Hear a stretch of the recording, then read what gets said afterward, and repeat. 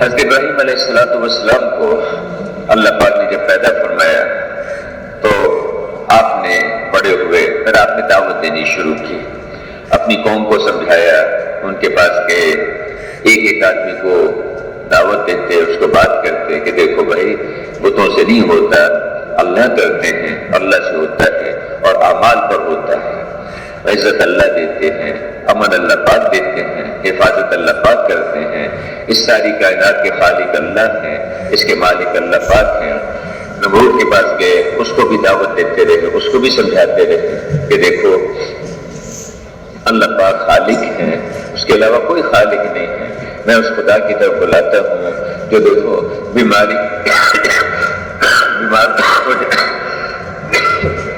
بیمار ہو جاتے ہیں تو تندرستی دیتا ہے، زندہ میں سے مردہ کو نکالتا ہے، مردہ میں سے زندہ کو نکالتا ہے، سورج کو مشرق سے طلوع کرتا ہے، مغرب میں اس کو غروب کرتا ہے۔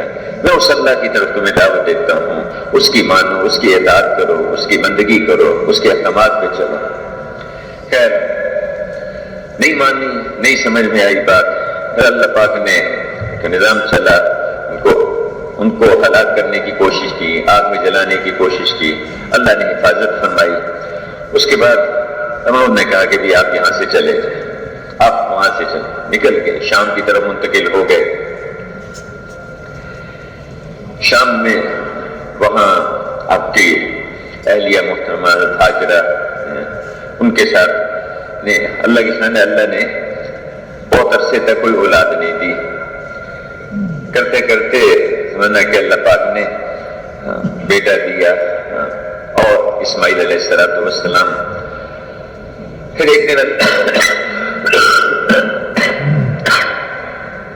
اللہ کی طرف سے حکم ملا کہ آپ اپنی اہلیہ کو اور اپنے بیٹے کو، ماں کی گود میں بچہ ہے، دونوں کو لے جائیں یہاں شام سے اور ان کو ایسی جگہ چھوڑ کے آ جائیں وادٍ غیر ذی زرع، جہاں کسی پتے کا، کسی ہریالی کا کوئی نام و نشان بھی نہیں، کوئی زراعت، کوئی کچھ نہیں ہے، وہاں چھوڑ کے آ جائیں۔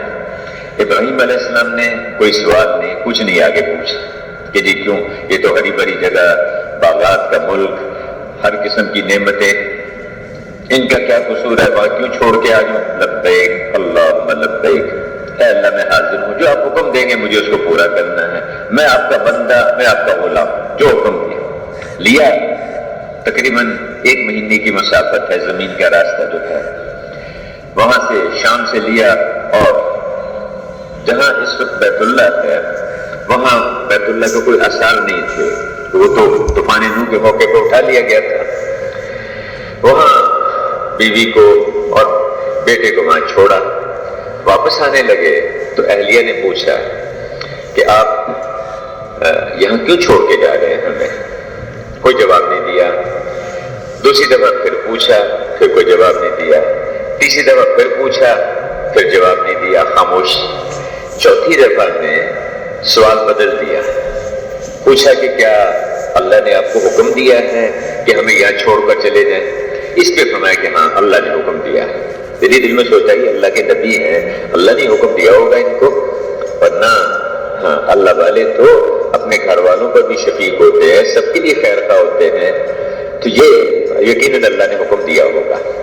سوال بدل دیا، کیا اللہ نے آپ کو حکم دیا ہے؟ فرمایا کہ ہاں اللہ نے حکم دیا ہے۔ پھر آگے کیا کہا کہ پھر آپ تشریف لے جائیے، گھبرائے نہیں، پھر آپ تشریف لے جائیے، انشاءاللہ اللہ ہمیں ضائع نہیں کرے گا، اللہ ہمیں ضائع نہیں کرے گا۔ ابراہیم علیہ السلام ماشاءاللہ چل پڑے۔ مفتی صاحب نے ایک دفعہ فرمایا تھا کہ وہاں سے پھر ابراہیم علیہ السلام دعوت کے لیے گئے، یمن کا سفر کیا، پھر اسی طرح بعض مواقع پر ہندوستان کا سفر کیا۔ تو خیر وہاں اہلیہ کی تھوڑا سا پانی اور تھوڑی سی کھجوریں وہ ختم ہو گئی، اب پریشان ہوئی۔ ماں بھوک کی وجہ سے نڈال، ماں کی چھاتی میں دودھ ختم ہو گیا۔ اب بیٹا جو ہے وہ تڑپے، چھوٹا سا بچہ، وہ پیاس کی وجہ سے، بھوک کی وجہ سے بچہ تڑپے۔ ماں اپنی بھوک تو برداشت کر لیتی، لیکن اس بچے کی، اس کے تڑپنا، اس کا بھوکا، اس کا پیاسا ہونا، اس کو کیسے برداشت کرے؟ اب وہ پریشان ہوئی، صفا پر چڑھی، وہاں جا کے دیکھا کہ شاید کوئی مل جائے، کوئی قافلہ کوئی پاس سے گزرتا ہوا، کوئی انتظام ہو جائے، کچھ نہیں نظر آیا۔ پھر بے چینی سے نیچے اتری اور صفا سے مروہ کی طرف کو چلی۔ راستے میں وہ برساتی ایک نالا تھا، وہاں سے جب گزرتے، وہ نیچے تھا، نشیب تھا، تو اس میں تیزی سے گزرتی کہ بچے پر نظر نہیں رکھتی، دکھائی نہیں دیتا تھا، وہاں سے تیزی سے گزرتی تھی۔ پھر وہاں سے آگے مروہ پہ چڑھتی، پھر دیکھتی وہاں کچھ نظر نہیں آتا، پھر واپس اس طرح 7 چکر لگائے۔ جب 7 چکر لگائے تو پانی کی آواز آئی، پانی کے نکلنے کی۔ اب دوڑی وہاں آئی، آگے دیکھا تو جہاں بچہ ایڑیاں رگڑ رہا تھا، بھوک پیاس کی وجہ سے تڑپ رہا تھا، وہیں اللہ پاک نے وہاں پانی کا ایک چشمہ نکال دیا۔ اب وہ پانی کو جو ہے وہ جب چشمہ نکلا تو خوش بھی ہوئی اور پریشان بھی ہوئی کہ بھی تھوڑا سا پانی ہے، یہ ادھر بکھر جائے گا، ختم ہو جائے گا، میں کیا کروں گی؟ تو اس کے گرد انہوں نے چھوٹی چھوٹی سی منڈیر بنانی شروع کر دی اور ساتھ اپنی زبان سے کہا زمزم زمزم زمزم۔ عبرانی زبان جو ان کی زبان تھی اس کا لفظ ہے، اس کا مطلب ہے رک جا رک جا رک جا۔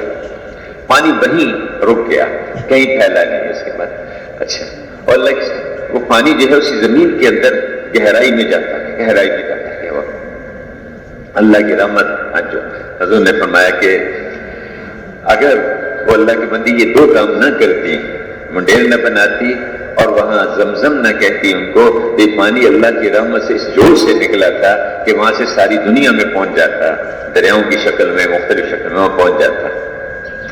تو کیا خیال ہے؟ دریاؤں کی شکل میں نہیں پہنچا، لیکن بوتلوں کی شکل میں تو پہنچ گیا نا جی۔ جس نے عمرہ نہیں کیا، جس نے حج نہیں کیا، زمزم اس نے بھی پیا ہے۔ آپ میں سے کوئی ایسا ہے جس نے آج تک زمزم نہیں پیا؟ حالانکہ بہت سارے ایسے ہیں جنہوں نے نہ عمرہ کیا نہ حج کیا ابھی تک، ایک زمزم کیا، اللہ نے پہنچا دیا ساری دنیا میں۔ تو زمزم ایسا پانی اللہ نے دے دیا، زمزم لما شرب لہ، جس مقصد کے لیے پئیں گے، جس کام کے لیے پئیں گے، اس کو اللہ پورا کر دے گا۔ اب وہ بھوک لگتی، زمزم پیتی، اللہ بھوک دور کر دیتے۔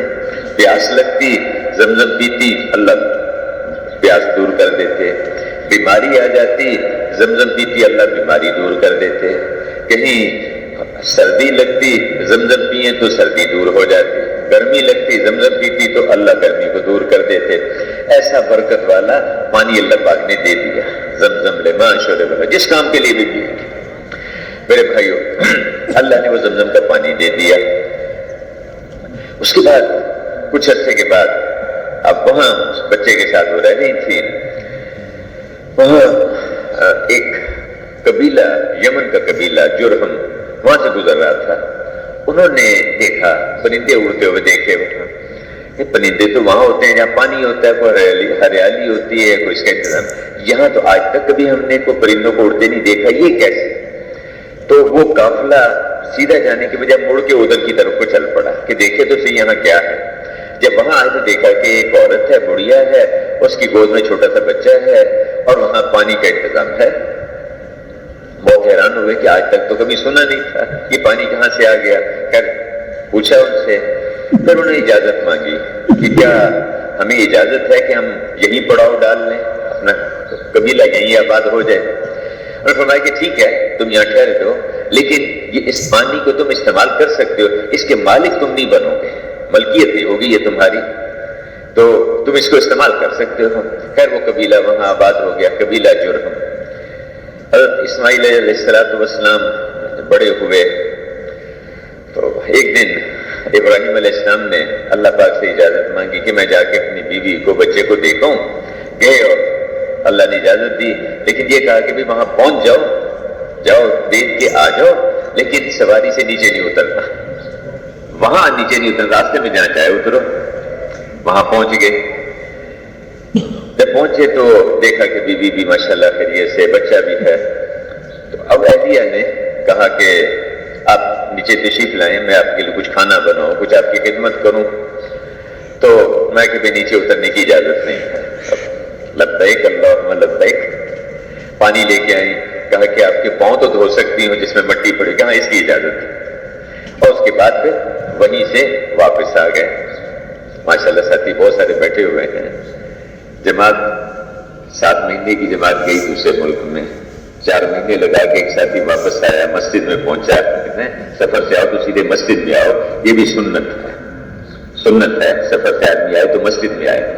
اب مسجد میں ساتھی بیٹھے ہوئے تھے، انہوں نے کچھ کارگزاری سنی اور ساتھ ہی مکی مسجد والوں کی طرف سے پیغام آ گیا کہ بھئی یہ جماعت آسٹریلیا میں کام کر کے آئی، بہت اچھا کام کیا انہوں نے، اللہ اس کو جزائے خیر دے، پر ان سے یہ درخواست کریں کہ اگلا تقاضا فوری طور پر آیا ہے حضرات کی طرف سے، وہ کہہ رہے ہیں کہ بھئی اسی جماعت کو جو ہے اب آسٹریلیا کے بجائے اس کو جو ہے انڈونیشیا بھیج دو، اس جماعت کو، اسی جماعت کو یہیں سے بھیج دو، فوری تقاضا ہے۔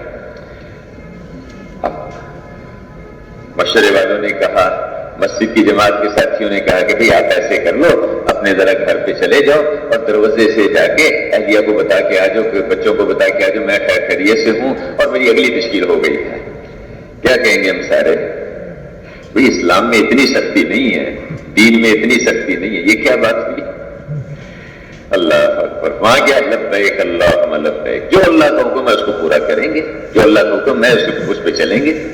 اب وہاں سے واپس آ گئے، پھر کچھ اور عرصہ گزرا، ایک دن ابراہیم علیہ السلام سے یعنی وہ بیٹے سے محبت تو ہوتی ہے، کسی بچے کو روتا دیکھیں تو روتا ہوا اسماعیل سامنے، بچے کو ہنستا دیکھیں کھیلتا دیکھیں تو ہنستا ہوا اسماعیل آنکھوں کے سامنے۔ اللہ نے کہ بھئی ابراہیم اتنا تعلق اولاد سے، اتنا تعلق، محبت ہوتی ہے اولاد سے، فکری ہے، اللہ کا نظام ہے۔ اچھا جاؤ جا کے اپنے بیٹے کو اپنے ہاتھ سے ذبح کر کے آ جاؤ۔ اللہ اکبر، کوئی بات نہیں آگے، لبیک اللہم لبیک لبیک اللہم لبیک۔ وہاں سے چلے، اہلیہ سے بات کی کہ بھئی بیٹے کو ذرا تیار کر دو، اس کو ایک دوست ہے اس سے ملانے کے لیے لے جانا ہے۔ اچھا ان کا خیال یہ تھا، حاجر علیہ السلام کا خیال تھا کہ ہوگا کسی بستی میں کوئی ان کا جاننے والا، وہاں لے جانا چاہتے ہیں، ظاہری مطلب تو یہ بنا، اور ابراہیم علیہ السلام کا مطلب یہ تھا کہ میرا دوست ہے اللہ، میں اللہ کا خلیل ہوں، میرا دوست اللہ ہے اور میں اس کو اللہ سے ملانے لے جا رہا ہوں، اور اللہ سے آدمی اس وقت تک نہیں ملتا جب تک جو ہے دنیا سے رخصت نہ ہو جائے، تو میں اس کو ذبح کرنے لے۔ ان کے اندر کا مطلب یہ تھا، ظاہر مانی وہ یہ سمجھی، خیر تیار کر دیا انہوں نے، بیٹے کو ساتھ لیا، لے کر چل پڑے۔ جب چلے یہاں سے تو راستے میں ابراہیم علیہ السلام نے ساری بات اسماعیل علیہ السلام کو سنائی، ان کو بتایا کہ بھی دیکھو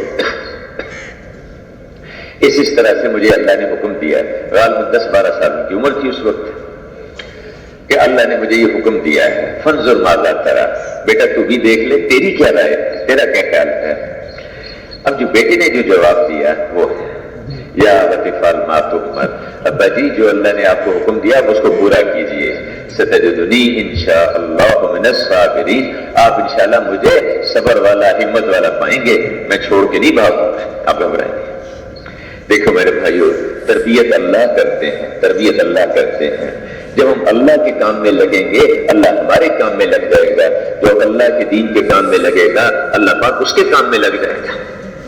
جن بچوں کے سر پہ باپ نہیں ہوتا وہ بگڑ جاتے ہیں۔ اس بچے کو کس نے ایمان سکھایا، اس بچے کو کی تربیت کس نے کی؟ جب اللہ کے کام میں لگ گئے اللہ پاک ان کے کام میں لگ جائے گا، اللہ ان کی اولادوں کی، ان کی نسلوں کی تربیت کرے گا، ان کی حفاظت کا، ان کی پرورش کا انتظام کرے گا اللہ پاک۔ اور لے کے چلے، راستے میں وہ ابراہیم علیہ السلام اسماعیل علیہ السلام نے انگلی پکڑی کے ساتھ جا رہے ہیں، کیسا محبت کا منظر ہے۔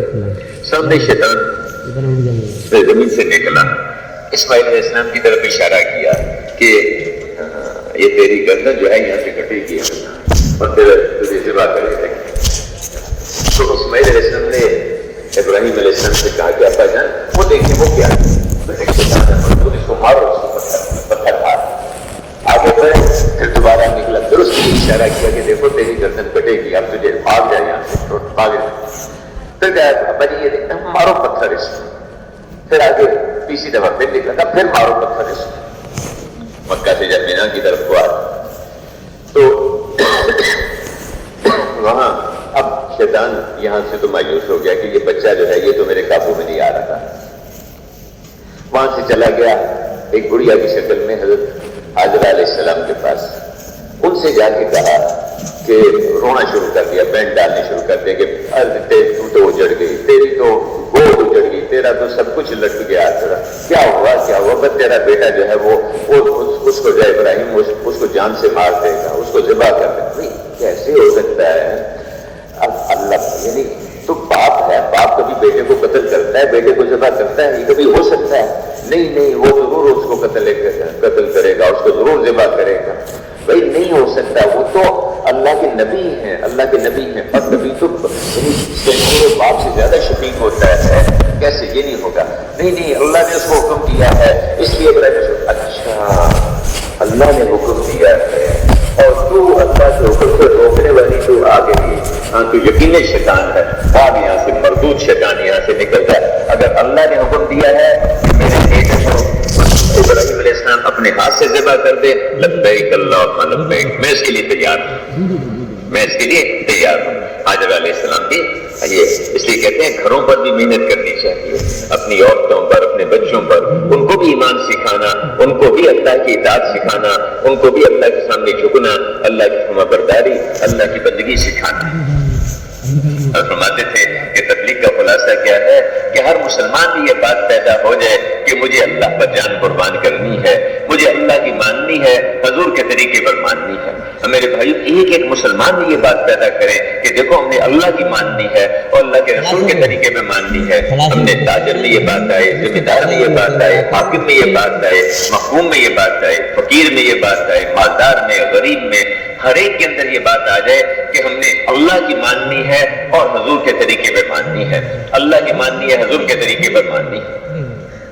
اس پہ ہر ایک کو ایک کے پاس جا کے اس کو تیار کرنا کہ دیکھو ہمارا کوئی کام نہیں ہے، با اللہ پہ ہم نے جان لگانی ہے، ایسے جان قربان کرنی ہے جیسے حضور صلی اللہ علیہ وسلم نے 23 برس جان قربان کی، اس طرح جان قربان کرنی ہے اللہ پر، اللہ کے دین پر۔ خیر، اب اسماعیل علیہ السلام نے ان کو لٹایا، چھری رکھی، جب ذبح کرنے لگے تو اللہ پاک دیکھو ابراہیم علیہ السلام کا اور اسماعیل علیہ السلام کا قصہ یہاں ختم ہو گیا، یہ تو پھر اللہ پاک کی قدرت آگے ظاہر ہوئی، وہ تو کامیاب ہو گئے پورے۔ پھر اللہ پاک نے اپنی قدرت دکھائی، اب چھری چلا رہے ہیں اور گردن کٹ نہیں رہی، اور پھر اللہ پاک نے جو ہے آسمانوں سے مینڈا بھیجا، اس کو ذبح کیا، کہا کہ ابراہیم تو نے اپنے خواب کو سچا کر دکھایا، قد صدقت الرؤیا، تو نے اپنے یہاں اللہ نے کہا فلما اسلم، یہ ہے میرے بھائیو اسلام، یہ ہے اسلام کہ آدمی اللہ کے نام پر سب کچھ قربان کرنے کے لیے تیار ہو جائے، اللہ کے دین پر، اللہ کے نام پر جو اللہ کا حکم ہوگا اسے ہم پورا کریں گے۔ پھر میرے بھائیو اس میں اسماعیل علیہ السلام بڑے ہوئے، ابراہیم علیہ السلام پھر چلے گئے، پھر اس طرح اور پھر ان کی اسی قبیلہ جرہم میں شادی ہوئی۔ اسی فرمایا کہ یہ جو یمن والے ہیں نا جی، ان کا بھی حق ہے ہمارے اوپر، کیونکہ ہماری دادی جو تھی حضرت اسماعیل علیہ السلام کی اہلیہ وہ یمن سے تھی، اور حاجرہ علیہ السلام یہ مصر سے تھی، اس لیے مصر والوں کا بھی ہمارے اوپر حق ہے۔ تو خیر میرے بزرگوں بھائیوں، اب وہ بڑے ہوئے، شادی ہوئی، اور اس کے بعد پھر ابراہیم علیہ السلام ایک دن گھر تشریف لائے، وہاں سفر کر کے آئے تو ان کی اہلیہ گھر میں تھی، انہوں نے پوچھا کہ اسماعیل کہاں ہے؟ کہنے لگی کہ وہ کہیں باہر گئے ہوئے ہیں۔ تو پوچھا کہ زندگی کیسی تمہاری گزر رہی ہے؟ یہ نہیں بتایا کہ میں اس کا باپ ہوں، کہ بس کیا کریں، اس میں کچھ کھانے کو کچھ نہیں ہوتا، کبھی کوئی شکار کر کے لے آتے ہیں تو مل جاتا ہے، ورنہ جو ہے نا کوئی ڈھنگ کا پینے کو نہیں، کوئی پہننے کو نہیں، کچھ بھی بس ایسے غربت میں قسم کرسی میں زندگی گزر رہی ہے، کچھ بھی نہیں ہے ہمارے پاس۔ تو ابراہیم علیہ السلام نے سے کہا کہ جب وہ اسماعیل آئے نا شکار سے تو ان کو کہنا کہ فلاں شخص آیا تھا اور وہ یہ کہہ گیا ہے کہ اپنے گھر کی چوکھٹ بدل لو۔ بہت اچھے۔ جب اسماعیل علیہ السلام واپس آئے تو انہوں نے پوچھا کہ کوئی آیا تھا؟ کہا کہ ایسے ایک بڑے میاں آئے تھے اور وہ یہ کہہ گئے ہیں، کہا کہ اس کا مطلب یہ ہے، مجھے کہہ کے گئے ہیں کہ اس عورت کو تم طلاق دے دو، اچھا تم آج سے فارغ ہو، ہے کہ ایسی ناشکری عورت اللہ والوں کے گھر میں وہ تو برداشت کرتے ہیں، صبر کرتے ہیں، وہ کہ تمہارے لیے مناسب نہیں ہے۔ اس کے بعد پھر کچھ عرصے کے بعد دوبارہ آئے تو دوسری شادی ہوئی تھی. جب وہ گھر میں پوچھا لیا کہ اللہ کا شکر ہے، سب کچھ اللہ کا دیا ہوا ہے، اور اس میں جو اللہ کی جتنی نعمتیں ہیں سب موجود ہیں، اللہ کا فضل ہے. ہاں کبھی کبھی جو ہے شکار کا گوشت بھی مل جاتا ہے تو یہ زمزم پیتے ہیں. ایسے اللہ پاک ہر قسم کی ضرورتیں اللہ پوری کرتے ہیں. کہ ہاں بھی یہ چوکھٹ مضبوط ہے.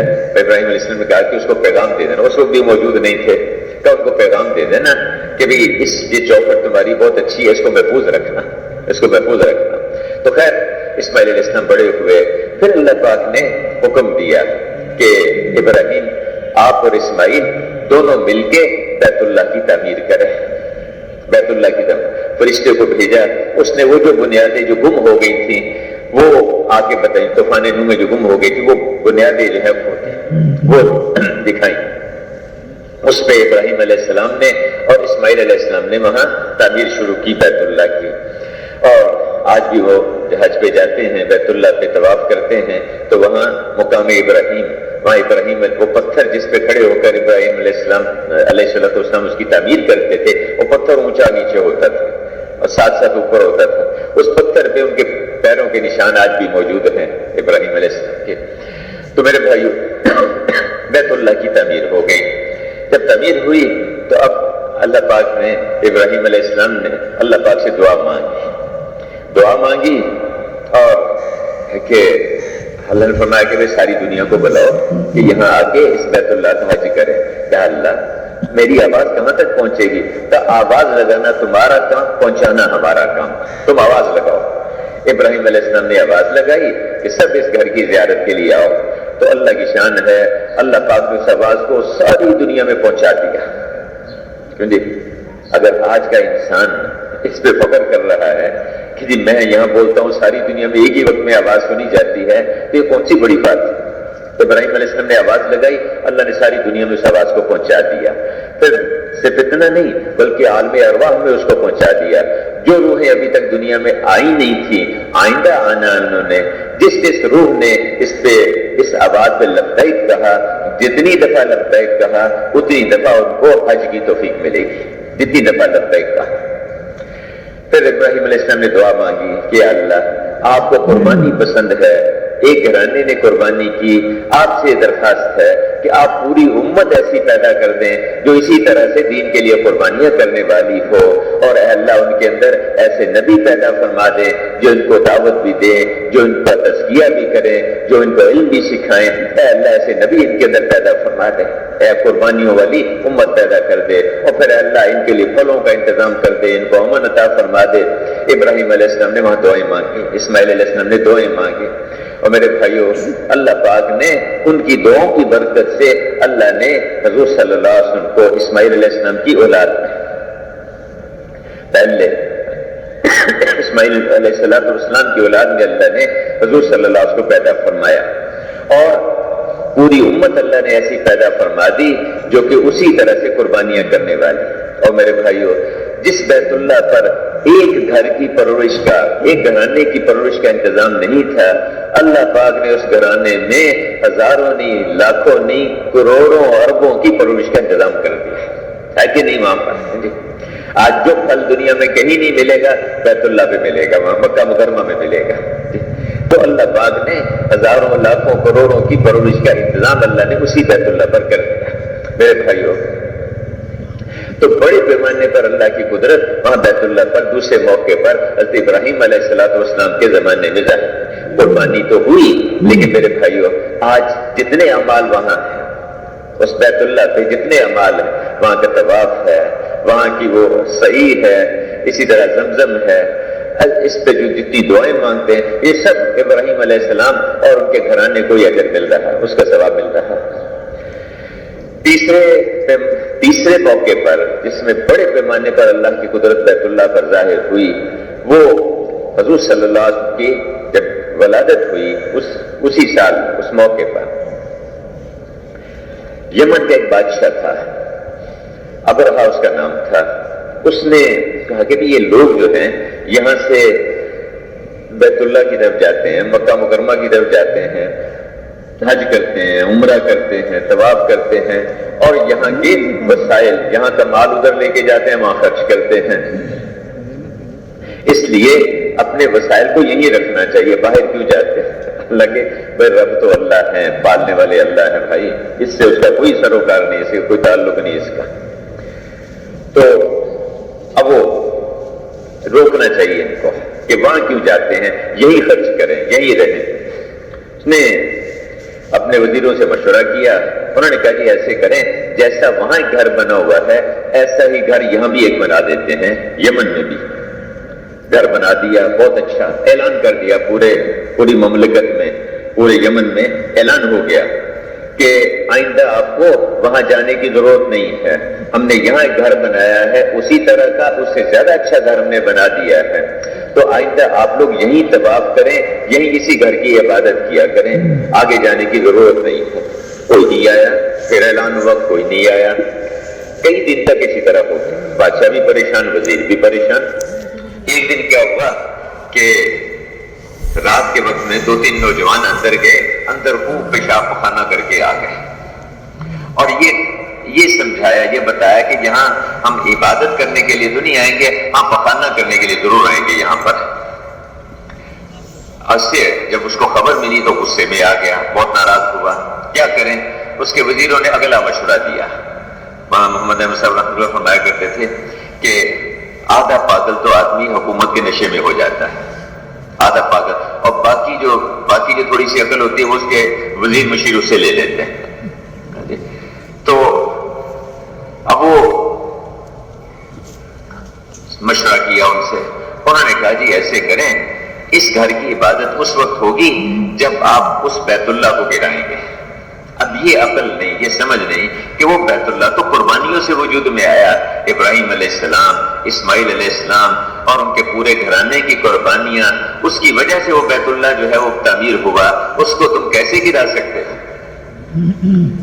تو ایک ہے مال کی بنیادوں پہ چلنا، حکومت کی بنیادوں پہ چلنا، دل حکومتیں نہیں پلٹ سکتی، مال کی وجہ سے دلوں کو نہیں پلٹا جا سکتا، دل تو قربانیوں سے پلٹتے ہیں، اور دل جب مشقتوں کے ساتھ دین کا کام کیا جاتا ہے اور قربانیوں کے ساتھ دین کا کام کیا جاتا ہے، اس سے اللہ پاک دلوں کو پلٹتے ہیں، دلوں کے اندر یہ بات آتی ہے کہ ہاں ان کی مانو، ان کے پیچھے چلو۔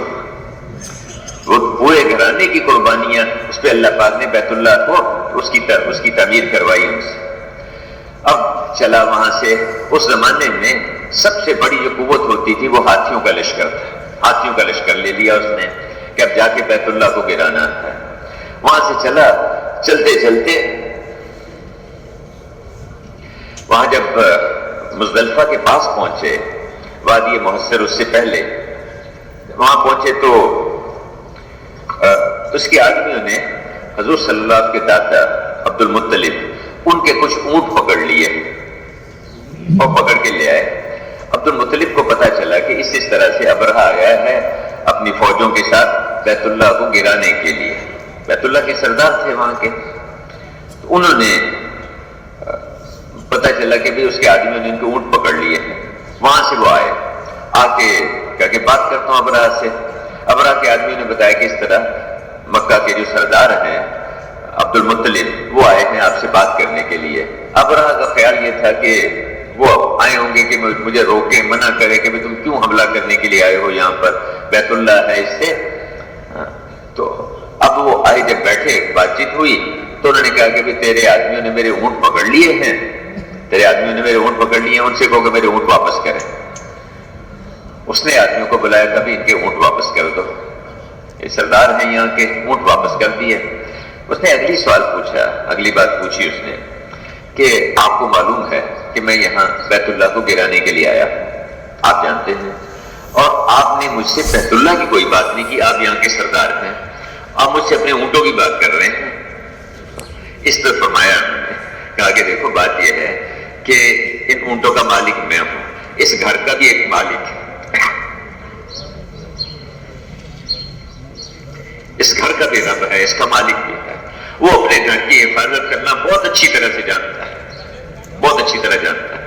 میرے بھائیو، جب موت موت آتی ہے تو بیت اللہ پہ اس کے خلاف منصوبے بنانے شروع کر دیتا ہے، اس پہ تدبیریں اپنی چلانی شروع کر دیتا ہے۔ تو کیا اس کا بھی رب ہے، وہ اپنے گھر کی حفاظت کرنی بہت اچھی طرح جانتا ہے۔ خیر وہ اپنے اونٹ لے کے آگے، اس کا قافلہ آگے بڑھا، تھوڑا سا آگے بڑھے تو سمندر کی طرف سے وہاں سے چھوٹے چھوٹے پرندے آئے، ابابیل، اور ان پرندوں کے منہ میں چھوٹی چھوٹی کنکریاں، پنجوں میں چھوٹی چھوٹی کنکریاں۔ ہاتھیوں کا لشکر، اللہ نے اس کو ختم کرنے کے لیے کوئی مقابلے پہ ہاتھی نہیں بھیجے، کوئی اللہ پاک نے کوئی مقابلے پر کوئی جانور نہیں بھیجے، کوئی کتے، کوئی بھیڑیے نہیں بھیجے، چھوٹے چھوٹے پرندے۔ اچھا پرندوں کو بھی یہ نہیں کہا کہ ان کی آنکھوں میں پنجے ہی مار دو، یہ بھی نہیں کیا، بلکہ پرندوں کے منہ میں چھوٹے چھوٹے سے کنکر، اور وہ پرندے اوپر آئے اور ایک کنکر اوپر سے گراتے، جو فوجی جو سپاہی اس کے سر پہ گرتا، اس کی لوہے کی ٹوپی کو کاٹتا، پھر اس کی کھوپڑی کو کاٹتا، اس کے جسم کو کاٹتا، وہاں سے گزر کے ہاتھی کے جسم میں داخل ہوتا، ہاتھی کو کاٹتا اور زمین پہ جا کے دھس جاتا، اور تھوڑی دیر میں وہ سارا ہاتھیوں والا لشکر، الم تر کیف فعل ربک باصحاب الفیل، تم نے نہیں دیکھا کہ تمہارے رب نے اس ہاتھیوں والے لشکر کے ساتھ کیا کیا؟ ایسے کر دیا کہ جیسے جانور گھاس کو چر کے چپا کے تھوک دیتا ہے، ایسے کر دی اس کو۔ میرے بھائیو، اللہ کی قدرت آج بھی اسی طرح سے موجود ہے۔ تو اللہ پاک نے اس ہاتھیوں والے لشکر کا صفایا کر دیا۔ اور میرے بھائیو، تیسرے موقع پر اللہ کی قدرت یہ ابرہا کے واقعے میں ظاہر بڑے پیمانے پر بڑے پیمانے پر کہ جو بیت اللہ کے اس کے خلاف منصوبے بنائے گا، اللہ پاک اس کے ساتھ اس طرح سے انتظام کرے گا۔ میرے بھائیوں اور بزرگوں، چوتھا موقع، اس موقع پر اللہ کی قدرت بڑے پیمانے پر ظاہر ہوئی بیت اللہ پر، کہ وہاں اللہ پاک نے حضور صلی اللہ علیہ وسلم کو پیدا فرمایا، اسی مکہ مکرمہ میں، اسی بیت اللہ۔ اب تو وہ گھر جو ہے وہ بیت اللہ کے اس کے بیچ میں آ گیا ہوا ہے، جہاں حضور صلی اللہ علیہ وسلم کی ولادت ہوئی۔ تو آپ جب پیدا ہوئے تو یتیم، والد کا آپ کی پیدائش سے پہلے انتقال ہو گیا۔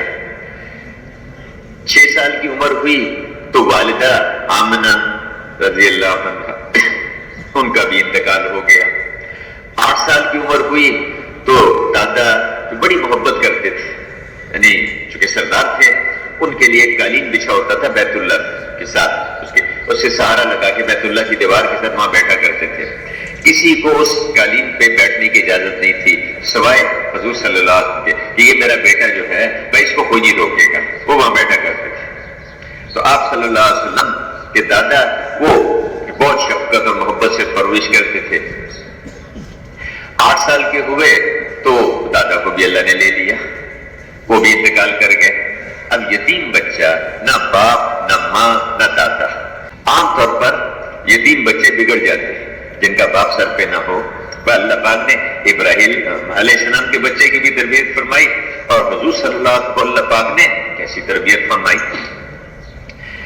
اب چچا نے پرورش میں لے لیا، ابو طالب نے، انہوں نے پرورش میں لیا، گھرانہ عیالدار تھا، غریب تھے، تو اس کا کچھ اتنا کافی نہیں ہوتا تھا گھر میں۔ تو حضور صلی اللہ علیہ وسلم نے اس عمر میں 8-10 سال کی، 10-12 سال کی عمر میں مانتے کہ تھوڑی سی اجرت کے لیے میں بکریاں چرایا کرتا تھا، بکریاں چراتا تھا تاکہ کچھ گھر کا گزارا ہو جائے۔ اب میرے بھائیوں، جب آپ صلی اللہ علیہ وسلم بڑے ہوئے، آپ نے 40 سال کے بیچ میں گزارے، اور زندگی ایسی گزاری آپ نے، آپ کے اخلاق ایسے شاندار، یعنی آپ امین ہیں، صادق ہیں، ساری قوم اپنے مسائل آپ کے پاس لے کر آتی ہے۔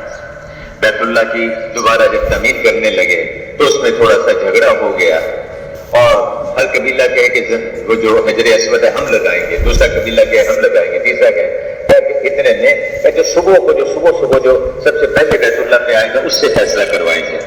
اگلے دن صبح حضور صلی اللہ علیہ وسلم آ رہے تھے، دیکھا کہ وہ محمد آ گئے، یہ صادق ہے، امین ہے، یہ سب سے اچھا فیصلہ کریں گے، ایسے معروف تھے، ہر جھگڑے میں آخر میں ان سے پوچھ لیتے تھے، اور دشمن بھی کہہ رہے کہ بھی یہ سچے ہیں، امانت دار ہیں۔